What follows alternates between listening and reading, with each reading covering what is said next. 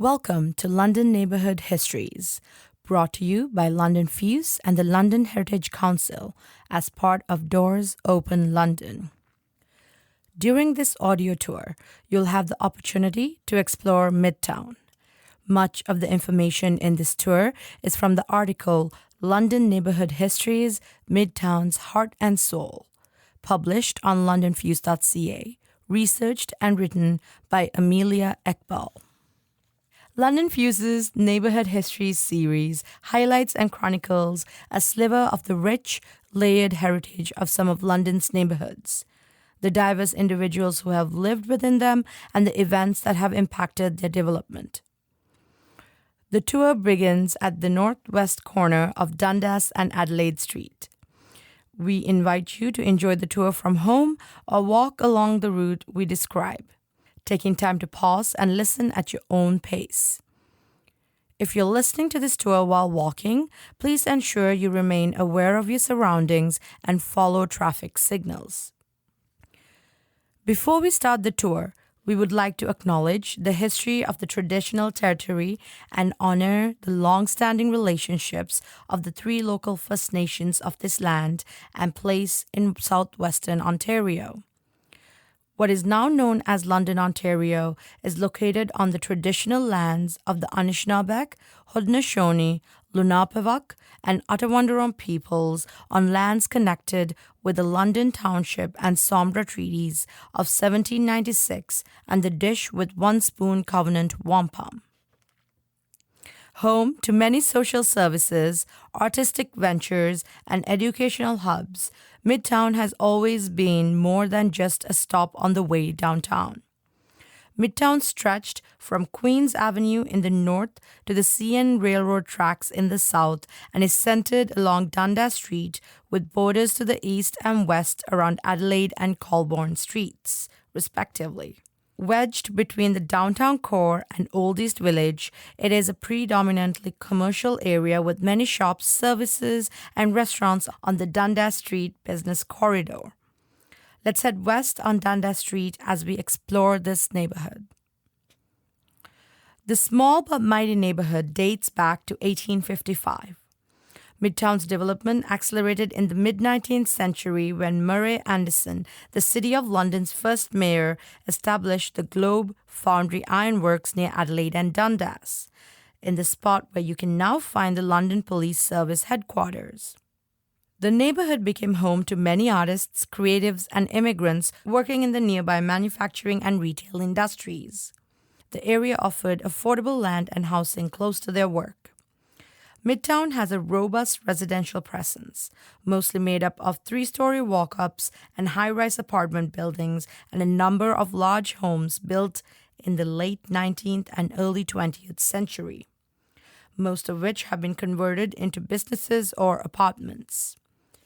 Our first stop is on the north side of Dundas at the Buchan House at 566 Dundas Street. Formerly named Oakhurst House, it was built in two stages in 1872 and 1887 in a distinctive Italianate and Romanesque style. In 1919, Albert D. Jordan bought Buchan House and turned it into the London Institute of Musical Art.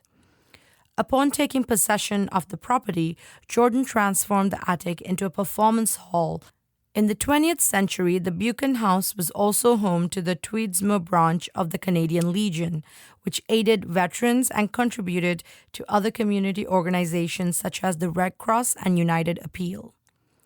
Today, it is where My Sister's Place offers a welcoming and inclusive space to support women through drop-in and wraparound services, whether they're facing gender-based violence, chronic health challenges, extreme poverty, or other challenging circumstances. Continuing west on Dundas, on the south side past William Street is H.B. Beale Secondary School. But before it was Beale, it was the home of a passionate advocate for education and community, Harriet Ann Mills. Born in England in 1835, Mills married Reverend Michael Boomer, Dean of the Anglican Diocese of Huron, Principal of Huron College, and signer of the Charter of the Western University of London, Ontario in 1878. She is remembered for her devotion to her community and as a woman before her time. She played a major role in establishing several women's societies in London, including the London Local Council of Women in 1893, where she served 20 years as president. She also helped establish the local Red Cross branch, initially organized to assist Canadian soldiers serving in the Boer War.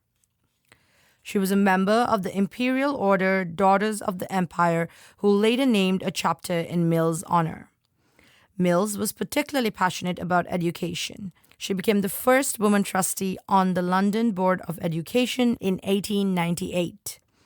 She remained a tireless advocate of training in business and domestic science for girls and technical training for boys. Fittingly enough, given her lifelong interest in education, Mills' home was demolished to allow for the H.B. Beale Technical and Commercial High School in 1916. Before her death in 1921, Mills worked closely with the National Council of Women, the local Victorian Order of Nurses, the St. John Ambulance Association, and the Women's Christian Association, among others. Upon her death, the Free Press called her perhaps London's most philanthropic and patriotic worker. H.P. Beale Secondary School is named after Herbert Benson Beale, the school's founder and first principal. In 1911, Beale identified the need for a program that offered technical education to reflect society's emerging needs. With this vision in mind, the London Industrial School opened its doors in 1912. It began by offering both day and night programs. However, demand grew rapidly. Beale moved to a new building at Dundas and William Streets in 1918. After 80 years in the same building, despite many additions, the school was strained. After a $52 million renovation, one of the most expensive school renovations in Canadian history, the new Beale officially opened in June 1999. Today, Beale Art is a hub for training in visual and performing arts.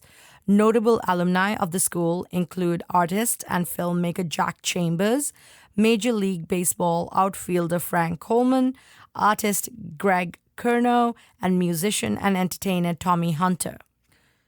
Continuing west on Dundas, the next stop is Dundas Street Centre United Church on the northeast corner of Dundas and Maitland Streets. The church is over 100 years old and stands in the heart of the neighborhood. Its origins date back to 1846, when a group of British and American Methodists met for worship in a small cottage on Adelaide Street near Bathurst. The group looked for a more permanent solution in 1856, when they rented a house on Adelaide Street.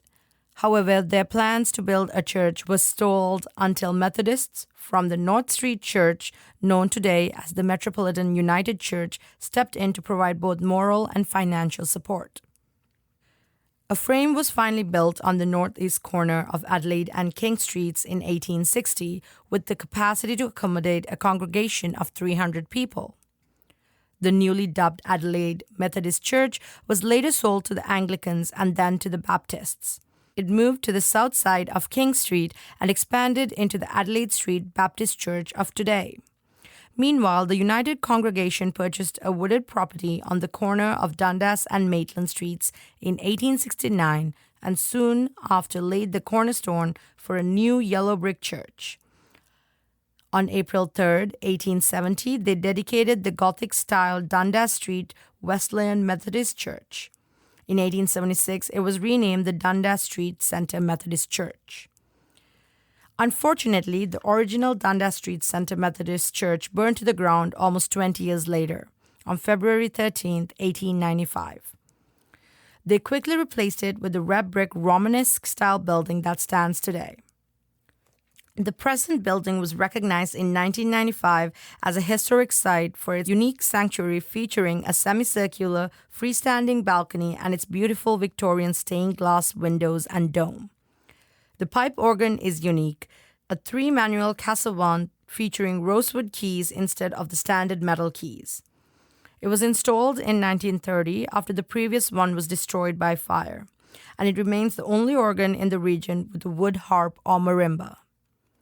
Turning the corner of Dundas and heading north on Maitland, you can see the field and the back of the Catholic Central High School to your left. Located on the north side of Dundas Street between Colborne and Burwell Streets, the school building is in the spot where London's first postmaster lived. The building was originally constructed in 1854 as the home of Lawrence Lawson, London's first police magistrate. Following its tenure as Lawson's home, it became home to the Sacred Heart Convent. The sisters who lived at the convent began teaching music. The convent had a cassavant organ installed in 1931, a stunning instrument made in Quebec by a company heralded for its craftsmanship around the world known. The sisters established the Sacred Heart School of Music, later becoming the St. Joseph School of Music. They even started an orchestra called the Sacred Heart Concert Orchestra. They received help in their musical pursuits from Mr. César Boré, a renowned Belgian musician. Furthermore, a departmental inspection of the Sacred Heart Commercial High School revealed that the education provided at the institution was above average, to the point that graduates with a general business or diploma had an education equivalent to a secondary school diploma. In 1946, it was determined that the Sacred Heart Convent site would be used to build a new Catholic high school, including both junior and senior schools. The senior school became Catholic Central High School, opening in September 1950 in the former Sacred Heart Convent. The property was transferred to the Catholic School Board in 1955, and by 1959, most of Sacred Heart Convent had been demolished, save the chapel wing, which was torn down in 1986. The new Catholic Central building opened in September 1959. Turning right onto Queen's Avenue, you'll now head east back towards William.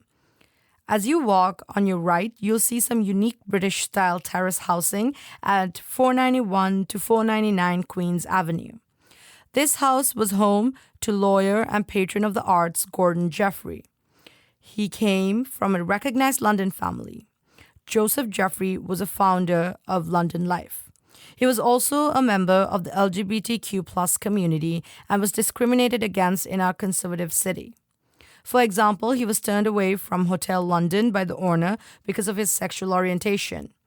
Despite it all, Jeffrey made long-lasting contributions to the cultural community, finding friends and supporters along the way.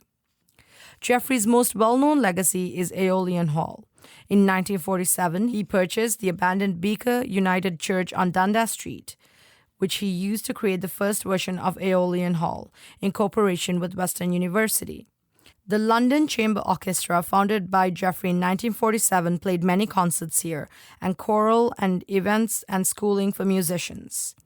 An arsonist burned it to the ground in 1968. Today, you can see all that is left of it outside the London Towers on Dundas Street. Arson did not deter Jeffrey. Staying true to his vision, he bought another location for Aeolian Hall, the Old Town Hall at Dundas and Rectory in East Village. Jeffrey renovated the terrace building on Queen's Avenue into a large single home, including a 3-story music room. Why was the ceiling so high? To accommodate the organ, of course. This organ was made in London by Gabriel Ney. After Jeffrey passed away in the 1980s, the instrument found a home in a Toronto church. Continuing east on Queen's Avenue, our next stop is at the southeast corner of Queen's Avenue and William Street. The Bishop Cronin Memorial Anglican Church is the second oldest church in the city. The 147-year-old building stands as a fine example of pure Gothic church architecture with features such as a large performance space split between 2 levels, outstanding hardwood floors, and a large vaulted ceiling. The original plans for the building were drawn on linen and executed by Henry Langley, a Toronto church architect and the first chair of the Department of Architecture at the University of Toronto. Named for the first bishop of the Huron Diocese, Bishop Cronin drew in crowds of 700 people to its Sunday services in Victorian times. Since then, its congregation dwindled until the church had to be shut down. However, the property has been revived thanks to partnership with the Aeolian Hall. Today, the Aeolian Hall's Cronin Education Campus is located in the former church. Make your way east on Queen's Avenue back to Adelaide Street. As you've surely noticed, walking through the neighborhood, Midtown is home to many community services, such as Mission Services of London, an organization founded in 1951 to help the homeless and others in need through programs such as their men's shelter and clinic 528. There are other social justice initiatives based in the area as well, such as the John Howard Society of Ontario's London branch, which is a not-for-profit that has worked to support people and communities affected by the criminal justice system since 1947. The John Howard Society of London and District was the second branch of the society to open in Ontario. In 1953, the branch became a financially participating member of the Community Chest of London, known today as the United Way of London and Middlesex. Thank you for joining us on this audio tour of Midtown. We hope you enjoyed and learned something new about your neighborhood. London Neighbourhood Histories audio tour is brought to you by LondonFuse and the London Heritage Council as a part of Doors Open London. Find more London neighborhood histories at londonfuse.ca/heritage.